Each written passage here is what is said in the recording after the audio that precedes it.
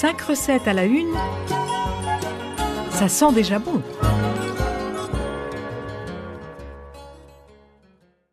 Bonjour! Alors aujourd'hui, je m'adresse plus particulièrement aux amateurs de pâtisserie.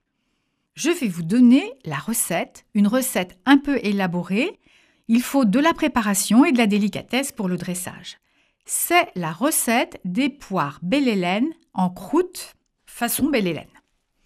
Alors, Hélène, ma belle Hélène. L'origine exacte de sa création n'est pas vraiment établie, même si le nom d'Auguste Escoffier semble lui être indiscutablement associé. Cette recette originale aurait été conçue en hommage à l'opéra bouffe La Belle Hélène de Jacques Offenbach en 1864. C'était un véritable carton à l'époque. Poires pochées, glace vanille, sauce chocolat brûlante coulant en cascade et parfois amandes effilées, il n'en fallait pas plus pour inscrire cette douceur dans la durée. Aujourd'hui, je vous propose d'habiller entièrement la poire pochée de pâte et de napper le bas de sa robe de chocolat fondu pour un véritable dessert d'opéra. Alors, voici ma recette. Comment faire ?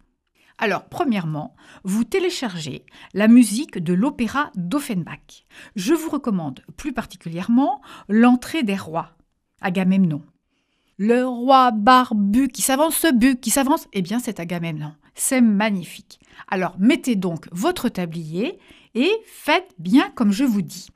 Vous allez avoir besoin de 4 belles poires et pour faire un sirop de 100 g de sucre, un filet de jus de citron, une gousse de vanille. Puis, pour faire la pâte, il vous faudra 300 g de farine, 20 g de cassonade, 100 g de beurre demi-sel. Alors, vous allez peler les poires en conservant le pédoncule.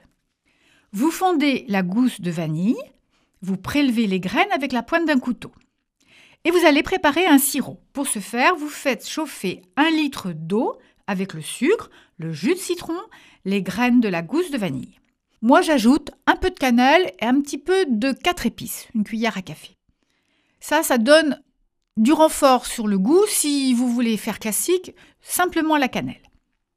Lorsque le sirop frémit, vous plongez les poires entières pendant 15 minutes et vous laissez refroidir totalement dans le sirop. Maintenant, il faut faire la pâte. Vous mélangez la farine avec la cassonade, le beurre coupé en morceaux et l'œuf. Vous allez commencer à pétrir et ajouter 4 cuillères à soupe d'eau froide progressivement. Vous formez une boule. Vous la filmez et vous la placez 1 heure au frais. Pendant ce temps-là, vous continuez à écouter Offenbach. Vous aurez vu Ménélas, Agamemnon, la belle Hélène et tout le touti. La musique est tellement belle. Vous préchauffez le four à 190 degrés et vous étalez la pâte sur une feuille de papier sulfurisé. Et vous allez couper des bandes de 1 cm de largeur, des grandes bandes. Maintenant, prenez les poires, vous les égouttez et vous coupez un tout petit peu à la base pour qu'elles tiennent bien droit. Vous les placez sur une plaque. Vous allez battre le jaune d'œuf avec un peu d'eau. Et voilà, la partie un peu délicate, mais moi j'aime bien, ça fait un peu atelier de travaux manuels. Vous enroulez chaque poire avec des bandes de pâte en partant du bas et en remontant jusqu'à recouvrir presque totalement le fruit. Vous allez souder les morceaux de pâte entre eux avec le jaune d'œuf battu. Je vous ai dit, c'est un vrai travail manuel.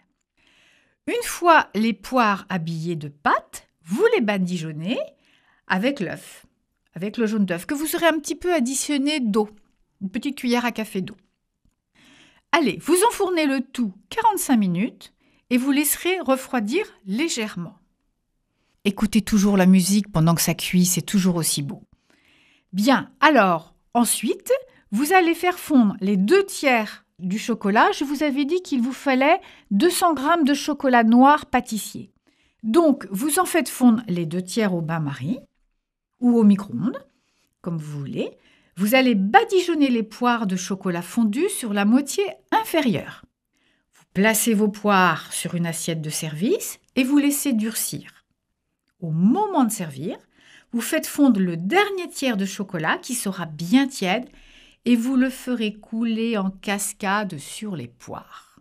Voilà, c'est une jolie recette que j'aime bien. En plus, avec cet opéra, c'est magnifique. Alors, à vos fourneaux et à bientôt. C'était 5 recettes à la une, à réécouter sur radiofidélité.com.